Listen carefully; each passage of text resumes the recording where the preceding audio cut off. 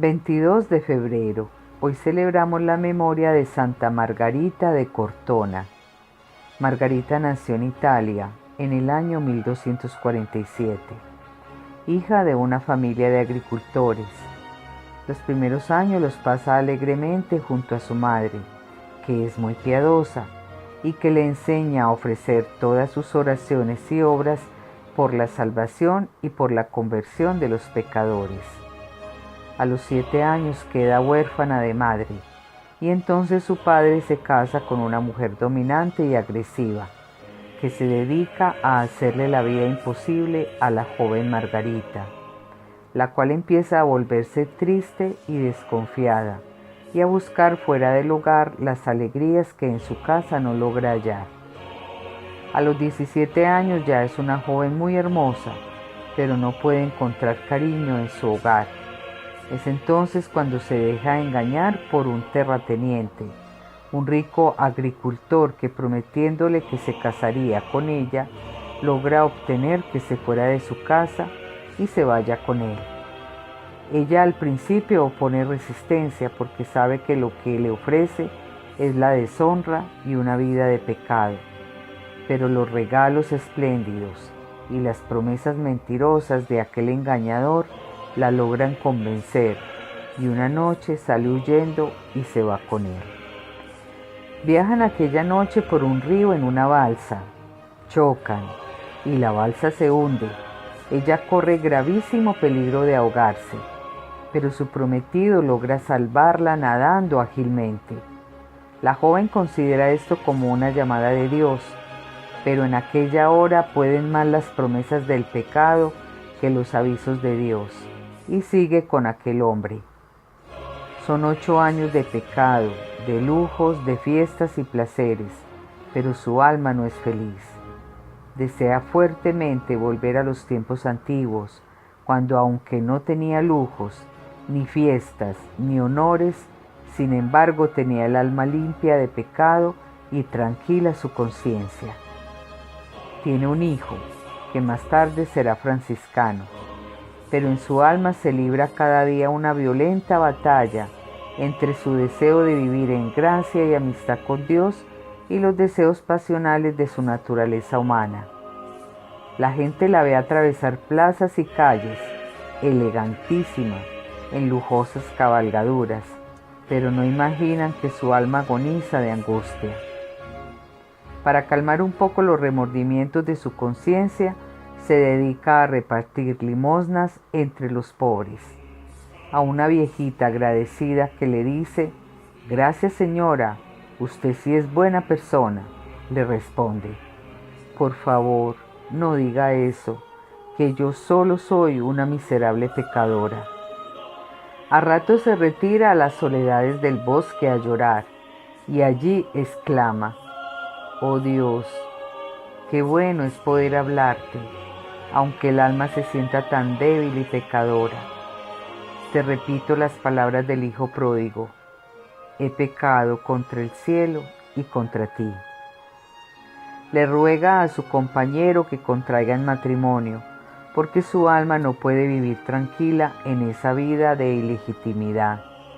Pero él le responde que prefiere vivir en unión libre todavía por muchos años. Entonces ella ruega a Dios que le proporcione alguna solución y no se cansa de pedirle con lágrimas, penitencias y mucha fe. Una mañana su compañero se va al campo a visitar sus fincas. Por el camino, unos sicarios guerrilleros lo atacan y lo matan a puñaladas. Esconden su cadáver entre unas matas.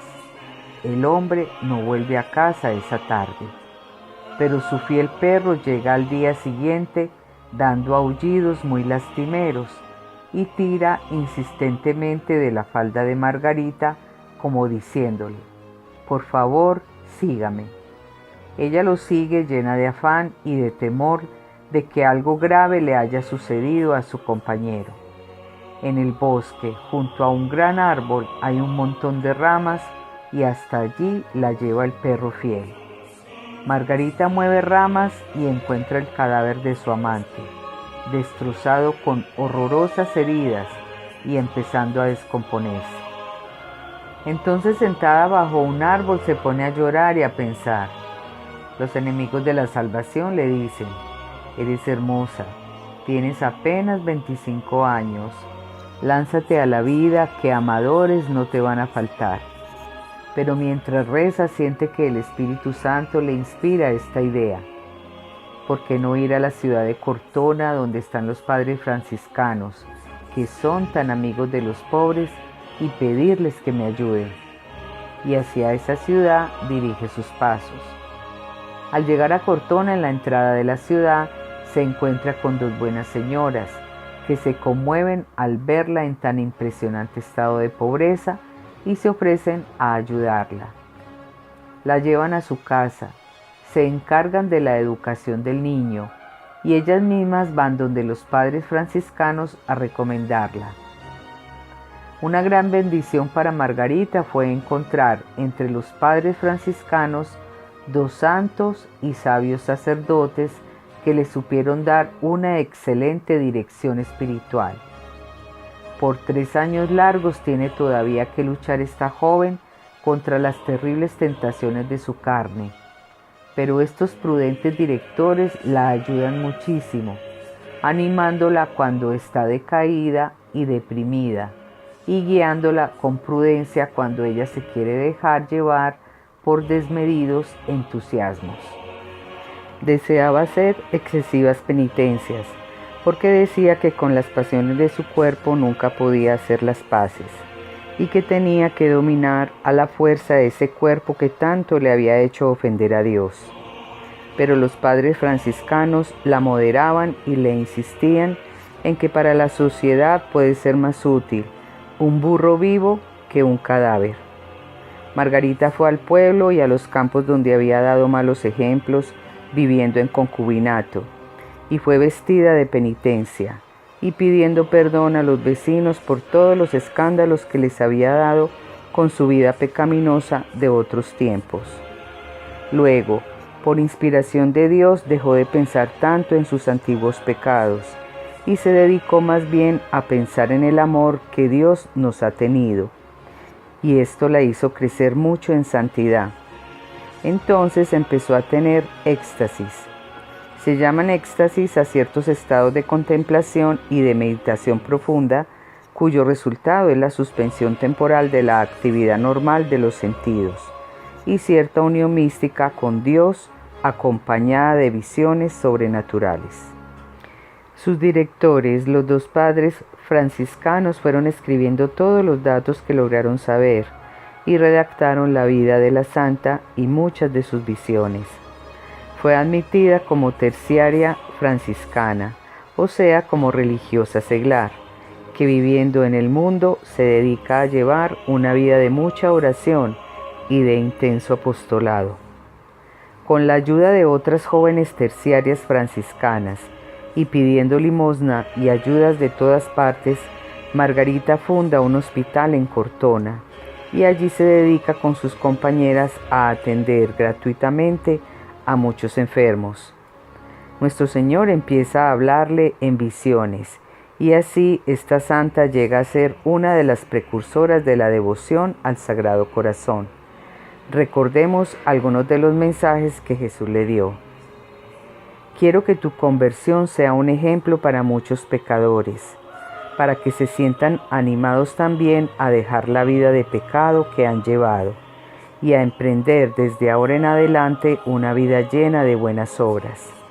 Deseo que todos los pecadores de todos los siglos recuerden que estoy dispuesto a recibirlos con los brazos abiertos, como el Padre recibió al Hijo pródigo.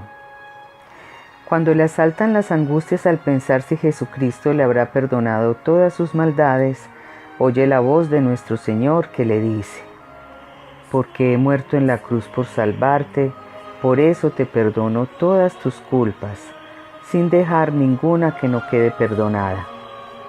Otro día le dice nuestro Señor: glorifícame y yo te glorificaré. Ámame, ámame y yo te amaré. Dedícate a buscar lo que más te convenga para tu salvación. En sus últimos años, Margarita recibió de Dios el don de obrar milagros y se dedica a continuas penitencias. Ayuna, duerme sobre el duro suelo, pasa horas y horas rezando, atiende con exquisito cuidado a toda clase de enfermos, especialmente a los más repugnantes. Ayuda a las mujeres pobres que van a tener hijos y que no tienen quien las atienda. Y sobre todo soporta con gran paciencia la increíble cantidad de cuentos y calumnias que las gentes malas le inventan contra su buena fama. Hasta los padres franciscanos dejan de atenderla porque las malas lenguas dicen que es una mujer indigna. Se retira a pasar sus últimos días en un rancho miserable y abandonado para hacer penitencia de sus pecados. Muere el 22 de febrero del año 1297 a los 50 años. La mitad de la vida la pasó en pecado y la otra mitad haciendo penitencia y obras buenas. Lo último que dijo al morir fue: Dios mío, yo te amo.